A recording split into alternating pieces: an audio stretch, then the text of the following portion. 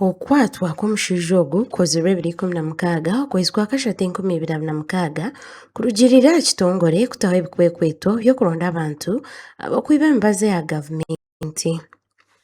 Owakwatwa ni Nsamba Swamad, omushaho w'eirwaro rya Kasanda Health Center ya Kana kandi arikora nka Assistant Nursing Officer h'eirwaro eri. Abias Ramwiri, omugambirizi w'ekitongore kya National Drug Authority, yashoboraho aha mibazi ei bashangiire Nsamba abikire omu kaabuyonjo. Olwaleero kumakya National Drug Authority ng'ekwatagana ne police tukoze ekikwekweto kyetuyita special operation mu bitundu by'e Kasanda e Bukuya era ne tukwata omusawo ayitibwa Nsamba Swamad ono ng'akola ku ddwaliro ly'e Kasanda Health Center ey'okuna nga tugoberera intelligence yaffe ono twamukutte ng'alina doses eziwera 10,000 y'eddagala eritangira akawuka ka mukenenya. Ogu nagira ngu okwatwa oku babeire nibakora ebikwekweto kwiba emibazi ya gavumenti hamwe n'okugitwara ahantu ei batashemere kuba nibagitwara. Ramwiri nagira ngu emibazi egi Nsamba abeire nagishereka omu kaabuyonjo y'eirwaro ei abeire nakorera aha rubaju. Aho nihahiriire kushaba abantu kwongyera kuhababa abakwenyigira omu kikorwa nk'eki ekirabahwere omu buhwereza bw'emibazi. Found him trying to sell these drugs to unknown sellers. He had concealed and hidden these boxes of drugs in a latrine of a health center, a private health center where he works as a supervisor in Bukuya, Kasanda.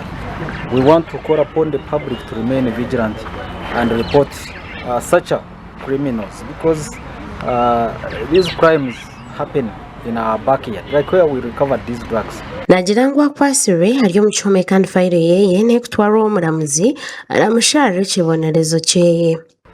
We are taking Nsamba Swamad to Kampala where we're profiling him among so many charges: illegal possession of government stores, illegal possession of classified drugs, and of course the facilities where he was hiding and keeping these drugs for a long time. His file will be presented to the state attorney this week. Yayongera yagira ngu yabatandika ebikwekweto ebyokurwanisa okwiba emibazi ya gavumenti omu mwaka gw'2019 abantu bakwika 6 bakwasirwe kandi omuri abo harimu abashaho 40 hamwe n'omusirikare w'amahe kandi omubazi ogu n'ogwa biliyoni 15 mu sente za Uganda ogwafunirwe. Abatuura b'ekyanga eki bashemererwa n'ekitongole kya National Drugs Authority kwata omuntu ogu habeire naremesa abantu bamwe kutunga emibazi omu marwariro ga gavumenti.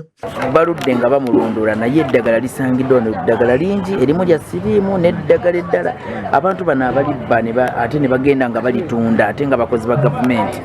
Tugivumirira nnyo kubala tugenda ne mu malwaliro tugulayo eddagala so nga amadagala bagabukusa netugamba nti gavumenti tekola kati tusaba ekikwekweto kiyongeremu amaanyi.